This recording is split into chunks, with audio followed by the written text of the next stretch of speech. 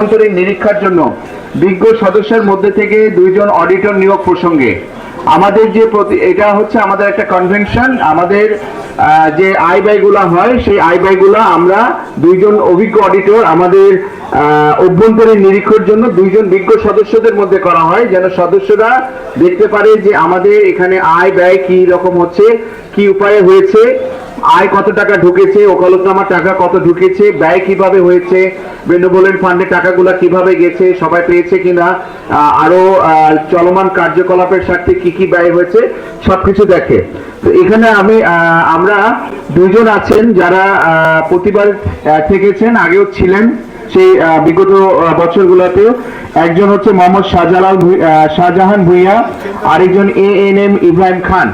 ওনারা বেশ অভিজ্ঞ, ওনাদেরকে আমরা আয় ব্যয়ের অভ্যন্তরীণ নিরীক্ষার জন্য এই দুইজনের নাম মনোনীত করছি। আপনাদের যদি কোনো প্রস্তাব থাকতে পারে তাহলে আপনারা জানাতে পারেন, আর যদি কোনো আলাদা কোনো প্রস্তাব না থাকে তাহলে আমরা এই দুইজনের ব্যাপারে আমরা একমত পোষণ করে এটা পাস করতে চাচ্ছি। আপনাদের কারো কোনো কিছু বলার আছে কিনা এই বিষয়ে? ঠিক আছে, যেহেতু আগে থেকে আছে তাহলে মোহাম্মদ শাহজাহান ভুঁইয়া এবং ANM ইব্রাহিম খান 2025 অর্থ বছর আয় ব্যয়ের এবার অভ্যন্তরীণ নিরীক্ষণ করবে। এটা সবাই একমত তো আমরা? ইনশাআল্লাহ।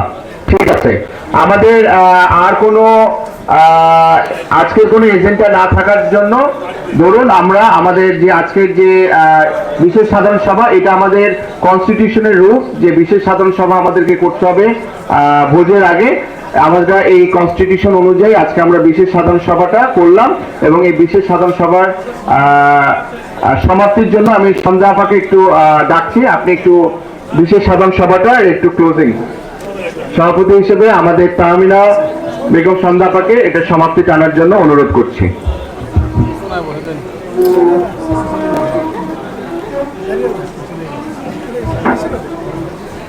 বিসমিল্লাহির রহমানির রহিম।